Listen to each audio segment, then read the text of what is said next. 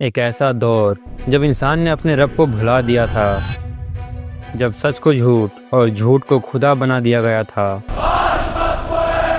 ایک ایسا بت جس کی چمک نے آنکھوں کو اندھا کر دیا، یہی بارش برساتا ہے، اور جس کی ہیبت نے دلوں کو غلام بنا دیا۔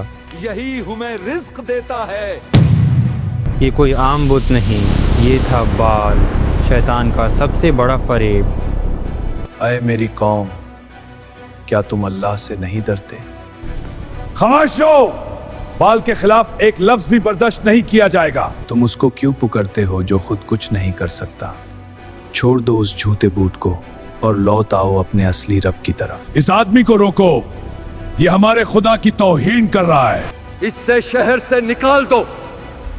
اور یہیں سے شروع ہوتی ہے ایک ایسی جنگ جہاں ایک طرف تھا جھوٹ کا سب سے بڑا نظام اور دوسری طرف ایک اکیلا نبی اور اس کا رب۔ آج سے ہزاروں سال پہلے شام کے علاقے میں، جسے آج ہم سیریا، لیبنان اور فلسطین کے نام سے جانتے ہیں، ایک بہت ہی حسین، ہرا بھرا اور خوشحال زمین آباد تھی۔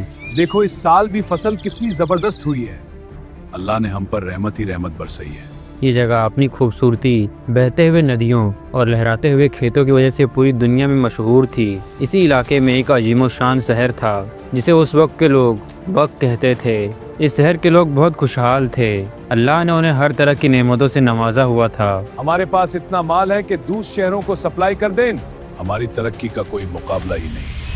لیکن جب خوشحالی حد سے بڑھ جاتی ہے اور دلوں سے اللہ کا شکر ختم ہو جاتا ہے، تب وہاں شیطان کے لیے راستہ آسان ہو جاتا ہے۔ یہ سب ہماری محنت کا نتیجہ ہے، اللہ کا اس میں کیا رول ہے؟ ہم خود ہی اپنی قسمت لکھتے ہیں۔ شیطان نے دیکھا کہ اس قوم کے پاس سب کچھ ہے، زمین سونا اگل رہی ہے اور آسمان سے وقت پر بارش ہو رہا ہے، تو اس نے دھیرے دھیرے ان کے دلوں میں وسوسے ڈالنا شروع کیے۔ اپنی طاقت کو ایک شیپ دو، ایک سمبل بناؤ۔ اس مطلب ایک نشانی ہے۔ آخرکار شہر کے لوگ شیطان کے بہکاوے میں آ ہی گئے اور انہوں نے ایک بے پناہ بڑا اور خوفناک اسٹیچو تعمیر کیا۔ یہ اسٹیچو پیور گولڈ اور قیمتی چیزوں سے بنا ہوا تھا، اتنا بڑا کہ اس کی لمبائی اور حیرانی دیکھ کر انسان حیران ہو جاتا تھا۔ اتنا بڑا اسٹیچو میں نے زندگی میں نہیں دیکھا۔ اسے ایک بہت ہی شاندار طریقے سے اونچی جگہ پر لگایا گیا تھا تاکہ دور دور سے لوگ اسے دیکھ سکے۔ یہ تو کسی دیوتا جیسا لگ رہا ہے۔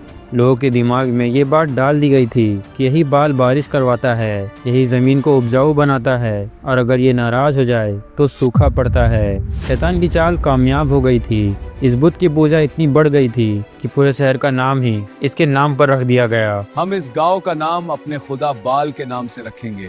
پہلے جو شہر بک کہلاتا تھا، اب اسے بال بک یعنی بال کا شہر کہا جانے لگا۔ اور حیرانی کی بات یہ ہے، آج لیبنان میں اس شہر کا نام بال بک ہی ہے اور اس کے پرانے نشان ابھی بھی وہاں موجود ہیں۔ پجاریوں نے سوسائٹی میں ایک بہت ہی ظلم بھرا سسٹم بنا لیا تھا۔ جو ہمارے خدا کے سامنے نہیں جھکے گا اس کا انجام بہت برا ہوگا۔ بادشاہ سے لے کر عام آدمی تک سب لوگ اس سونے کے بت کے سامنے جھکتے تھے۔ بال کے نام پر جانوروں کی قربانی دی جاتی تھی اور کچھ روایتوں کے مطابق انسانوں کی بھی قربانی دی جانے لگی تھی۔ پورا سماج ظلم، زبردستی اور شرک کے اندھیرے میں ڈوب چکا تھا۔ لوگ اپنے اصلی رب کو بھول چکے تھے جس نے انہیں اور ان کے باپ دادوں کو پیدا کیا تھا۔ اب انہیں لگتا تھا کہ بال ہی ان کی پوری دنیا چلا رہا ہے۔ بال ہی ہمیں روزی روٹی دیتا ہے، اس کے سامنے جھکو۔ جب گمراہی اپنی ساری حدیں پار کر چکی تھی اور زمین پر شرک کا اندھیرا چھا گیا تھا، تب اللہ کی رحمت جوش میں آئی۔ اللہ تعالیٰ نے اس بھٹکی ہوئی قوم کی طرف ایک بہت ہی عظیم پیغمبر کو بھیجا، حضرت الیاس علیہ السلام۔ حضرت الیاس علیہ السلام نے اس طوفان کا سامنا کرنے کا فیصلہ کیا۔ آپ علیہ السلام اکیلے ہی پوری قوم، اس کے ظالم بادشاہ اور بال کے طاقتور پجاریوں کے سامنے کھڑے ہو گئے۔ آپ علیہ السلام نے بہت ہی حکمت بھرے انداز میں ان لوگوں کو سچ کا پیغام پہنچایا۔ آپ علیہ السلام کی عظیم دعوت کا ذکر قرآن میں بہت ہی خوبصورت طریقے سے آتا ہے۔ قرآن بتاتا ہے کہ حضرت الیاس علیہ السلام نے اپنی قوم سے کہا، کیا تم بال کو پکارتے اور اسے پوچھتے ہو اور سب سے بہتر پیدا کرنے والے کو چھوڑے دیتے ہو، یعنی خدا کو جو تمہارا اور تمہارے اگلے باپ دادا کا پروردگار ہے؟ تو ان لوگوں نے ان کو جھٹلا دیا، سو وہ دوزخ میں حاضر کیے جائیں گے۔ ہاں، خدا کے بندگان خاص مبتلا عذاب نہیں ہوں گے۔ حضرت الیاس علیہ السلام کی سچی آواز جب اس معاشرے میں گونجی، بال کے پجاریوں کے محلوں میں ہلہ مچ گیا۔ خاموش رہو، بال کے خلاف ایک لفظ بھی برداشت نہیں کیا جائے گا۔ ان کے ظالم بادشاہ اور طاقت کے نشے میں ڈوبے ہوئے سردار اس بات کو بالکل برداشت نہیں کر پا رہے تھے کہ کوئی ایک شخص آ کر ان کے دیوتا کو جھوٹا کہہ دے اور ان کے صدیوں پرانے رسم و رواج کو غلط ٹھہرائے۔ اس وقت کا بادشاہ اور اس کی بیوی جو بال کی سخت پجاری تھی، حضرت الیاس علیہ السلام سے کھل کر مخالفت کرنا شروع کر دیا۔ وہ لوگ طاقت کے نشے میں اتنے اندھے ہو چکے تھے، یہ ماننے کو تیار ہی نہیں تھے کہ ان کا سونا چاندی کا بنا ہوا یہ دیوتا اصل میں بے اثر اور بے حقیقت ہے۔ اپنی نبی کی بات ماننے کی بجائے انہیں دھمکیاں دینا شروع کر دیا۔ ان کے خلاف سازشیں رچی جانے لگی، انہیں شہر سے نکالنے اور حتیٰ کہ جان سے مار دینے تک کے پلان بنائے گئے۔ تب اللہ نے فیصلہ کیا کہ جس جھوٹے دیوتا پر یہ قوم اتنا غرور کر رہی ہے، اس کی بے بسی انہیں اپنی آنکھوں سے دکھا دی جائے۔ اللہ کی طرف سے حضرت الیاس علیہ السلام کو وحی ہوئی کہ وہ اس ظالم قوم کو چھوڑ کر ایک محفوظ جگہ کی طرف ہجرت کر جائیے۔ تو حضرت الیاس علیہ السلام اللہ کے حکم سے ان بستیوں سے نکل کر پہاڑوں اور غاروں کی طرف چلے گئے، اور ان کے پیچھے اس بت پرست قوم پر اللہ کا ایسا عذاب نازل ہوا جس نے ان کی ساری شان و شوکت، ان کی چمک دھمک سب کچھ مٹی میں ملا دیا۔ بلکہ پجاریوں کا سب سے بڑا دعویٰ یہ تھا کہ ان کا یہ اسٹیچو بال ہی بال سے خدا ہے۔ اللہ نے اسی سر کو جھوٹا ثابت کرنے کے لیے آسمان کو حکم دیا کہ اس قوم پر ایک قطرہ بھی بارش نہ برسے۔ دھیرے دھیرے وہ علاقہ جو اپنی میٹھے بہتے ندیوں اور ہرے بھرے کھیتوں کے لیے مشہور تھا، ایک سوکھا اور بنجر شہر بن گیا۔ ایک سال گزرا، آسمان پر بادل کا کوئی ٹکڑا نہیں نظر آیا۔ دوسرا سال گزرا، زمین پیاس سے پھٹنے لگی، ندیاں سوکھ گئی اور کھیتوں میں فصلیں جل کر راکھ ہو گئے۔ تیسرے سال آتے آتے پوری قوم پر ایک خوفناک قحط ٹوٹ پڑا۔ جن کے پاس کبھی اناج کے بھرے ہوئے گودام تھے، آج وہ دانے دانے کے محتاج ہو گئے۔ ان کے جانور پیاس سے تڑپ تڑپ کر مرنے لگے۔ یہ وہ وقت تھا جب بال کے پجاری پاگل ہو کر اپنے سونے کے اسٹیچو کے سامنے گڑ گڑانے لگے، دن رات سجدے کیے، الگ الگ چڑھاوے چڑھائے، رو رو کر دعائیں مانگی کہ بارش ہو جائے، لیکن بھلا پتھر کے بنے بے جان بوجھ کیا ہی سن سکتے ہیں۔ اور دوسری طرف اللہ نے اپنے پیارے نبی حضرت الیاس علیہ السلام کو اس وقت امتحان میں تنہا نہیں چھوڑا۔ جہاں پوری قوم بھوک اور پیاس سے تڑپ رہی تھی، وہیں اللہ نے اپنی نبی کے لیے غیبی رزق کا انتظام فرماتا رہا، کیونکہ اللہ اپنے نیک و سچے بندوں کی حفاظت کرنا خوب جانتا ہے۔ قرآن مجید میں اللہ نے اس قوم کی سرکشی اور حضرت الیاس علیہ السلام کی سچائی بہت ہی واضح طور پر بیان کیا ہے۔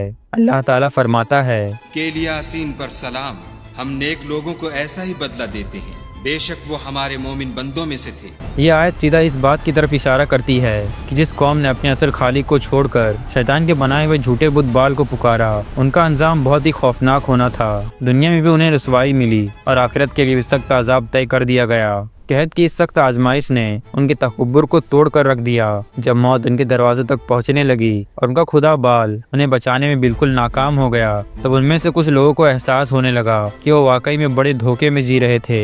شیطان کو وہ جال جس اسٹیچو کے ذریعے بنا ہوا تھا اب دھیرے دھیرے ٹوٹنے لگا۔ ان پر یہ حقیقت کھلنے لگی کہ حضرت الیاس علیہ السلام کا رب ہی اصل اور سچا رب ہے۔ 3 سال کی سخت سوکھا سال اور مصیبت نے آخرکار بال کے پجاری کا غرور مٹی میں ملا دیا۔ وہ سونے کا بنا ہوا بڑا سا اسٹیچو جسے وہ سمجھتے تھے کہ وہ پوری کائنات چلا رہا ہے، وہ ایک مکھی بھی پیدا کرنے کی طاقت نہیں رکھتا تھا۔ آسمان سے بارش برسانا تو دور کی بات ہے، تاریخ گواہ ہے کہ حضرت الیاس علیہ السلام کی سچائی سب کے سامنے آ گئی۔ حق غالب آ گیا اور باطل ہمیشہ کے لیے جھک گیا۔ جو اس بت کی پوجا کرتے تھے وہ ذلیل و خوار ہو گئے، اور وہ عظیم و شان اسٹیچو جس کے سامنے کبھی تکبر کرنے والے بادشاہ سجدہ کرتے تھے، اپنی ساری چمک دھمک کے باوجود زمین پر گر کر مٹی میں مل گئے۔ پھر اللہ کی قدرت دیکھیے، اپنے سچی نبی حضرت الیاس علیہ السلام کی دعا سے آخرکار آسمان سے رحمت کی بارش نازل ہوئی۔ لیکن یہ بارش ہر کسی کے لیے نہیں تھی، یہ صرف ان لوگوں کے لیے رحمت اور زندگی بن کر آئی جو سچے رب کو پہچان کر توبہ کر چکے تھے۔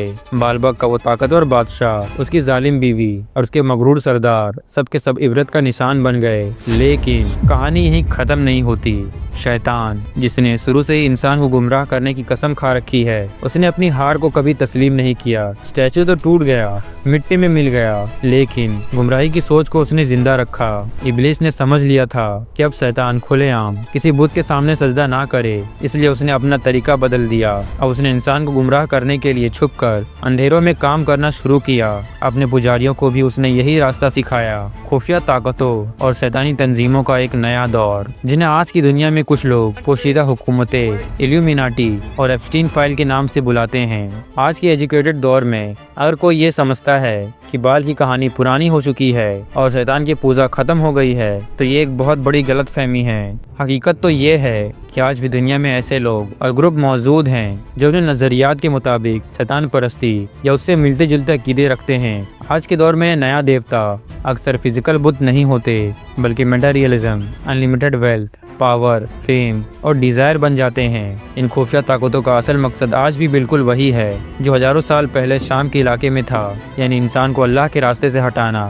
بس انسان کو گمراہ کرنے کا طریقہ بدل گیا ہے، لیکن گمراہی کا کانسیپٹ وہی ہے۔ فرق صرف اتنا ہے کہ آج بال کا کوئی اسٹیچو نہیں ہے بلکہ ایک دل کو لبھانے والا ایک ایسا سسٹم ہے جو خاموشی سے ہمارے ارد گرد پھیلا دیا گیا ہے۔ ہمارے موبائل فونز، انٹرنیٹ، فلمز اور میڈیا کے ذریعے یہ چیزیں ہمارے سوسائٹی اور خاص کر ہماری آنے والی نسلوں کی سوچ پر گہرا اثر ڈال رہی ہے۔ دھیرے دھیرے انسان کو اس کے دین، قرآن و سنت کو دور کرنے والی ڈسٹریکشن بڑھ رہی ہے، اور اگر انسان ہوشیار نہ رہے تو غلط راستے پر چل پڑتا ہے۔ یہی تکبر اور سوچ پہلے بھی تباہی کا سبب بنی تھی۔